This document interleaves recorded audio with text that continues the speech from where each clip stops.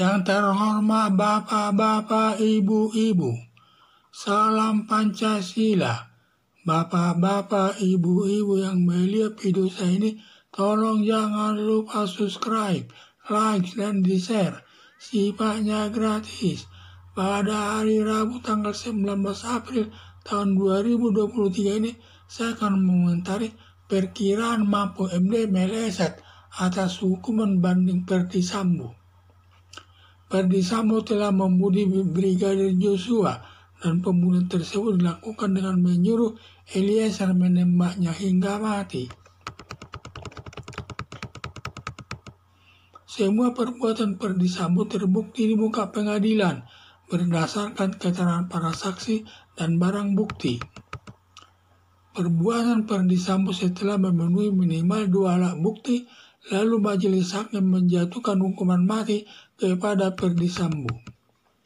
Setelah perkara Ferdy Sambo diputus hakim Pengadilan Negeri Jakarta Selatan dengan hukuman mati atas penembakan Brigadir Joshua.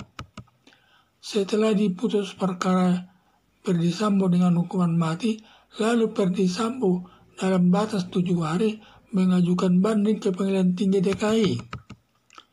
Dalam perkara banding Ferdy Sambo, Mahfud MD memperkirakan putusan hukuman kepada Ferdy Sambo akan berubah dari hukuman mati menjadi hukuman seumur hidup karena dikaitkan dengan KUHP baru. Ternyata perkiraan Mahfud MD meleset atau tidak tepat, di mana Majelis Hakim Pengadilan Tinggi DKI tetap menjatuhkan hukuman mati kepada Ferdy Sambo. Berdasarkan melesetnya perkiraan Mahfud MD, terbukti tidak selamanya perkiraan Mahfud MD benar. Wajar namanya saja perkiraan, kadang benar dan kadang tidak benar atau meleset. Perkiraan Mahfud MD meleset wajar sebagai manusia biasa, hanya bisa melakukan perkiraan karena kepastian sesuatu akan terjadi hanya di tangan Allah yang Maha Kuasa. Harapan saya, perkiraan Mahfud MD mendapat perhatian karena yang memperkirakan tersebut seorang pejabat tinggi negara dengan jabatan sebagai Menteri Polhukam sehingga mendapat perhatian masyarakat.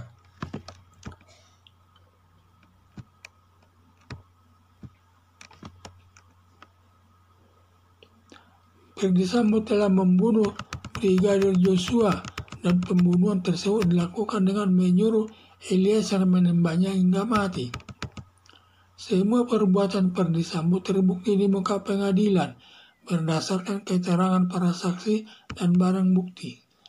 Perbuatan Ferdy Sambo setelah memenuhi minimal 2 alat bukti, lalu majelis hakim menjatuhkan hukuman mati kepada Ferdy Sambo.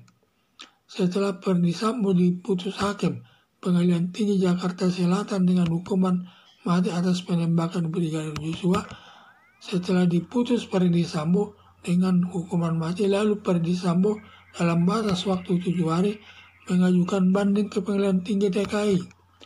Dalam perkara banding Ferdy Sambo, Mahfud MD memperkirakan putusan hakim kepada Ferdy Sambo akan berubah dari hukuman mati menjadi hukuman seumur hidup karena dikaitkan dengan KUHP yang baru.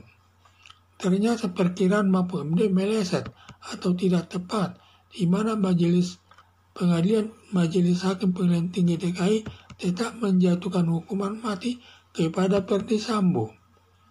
Berdasarkan melesetnya perkiraan Mahfud MD, terbukti tidak selamanya perkiraan Mahfud MD benar. Wajar namanya saja perkiraan, kadang benar dan kadang tidak benar atau meleset. Perkiraan Mahfud MD meleset wajar sebagai manusia biasa, hanya bisa melakukan perkiraan karena kepastian sesuatu akan terjadi kemudian hari hanya di tangan Allah yang Maha Kuasa. Harapan saya perkiraan Mahfud MD mendapat perhatian karena yang memperkirakan tersebut seorang pejabat tinggi jabatan sebagai Menteri Polhukam sehingga mendapat perhatian masyarakat. Karena masalah Ferdy Sambo ini masalah yang sangat viral di tengah-tengah masyarakat sehingga banyak masyarakat menafsirkan akan hukumannya Dari awal pun sudah ditafsirkan hukumannya, apakah hukuman mati atau seumur hidup dan lain sebagainya. Sekarang MAPU-MD menafsirkannya, maka dalam perkara banding nanti akan terjadi perubahan hukumannya. Dari hukuman mati akan berubah menjadi hukuman seumur hidup. Ternyata perkiraan MAPU-MD itu tidak benar. Padahal majelis hakim pengadilan tinggi DKI menjatuhkan hukuman mati kepada Ferdy Sambo. Nah, itu wajar saja. Sebagai manusia biasa, itu wajar. Manusia biasa hanya bisa memperkirakan. Tetapi kalau masalah apa yang terjadi, kepastian terjadi di kemudian hari, hanya Tuhan Yang Maha Kuasa yang mengetahuinya. Jadi harapan saya perkiraan MAPU-MD mendapat perhatian, karena yang memperkirakan tersebut seorang pejabat tinggi dengan jabatan sebagai Menteri Polhukam, sehingga mendapat perhatian masyarakat. Sekian dan terima kasih.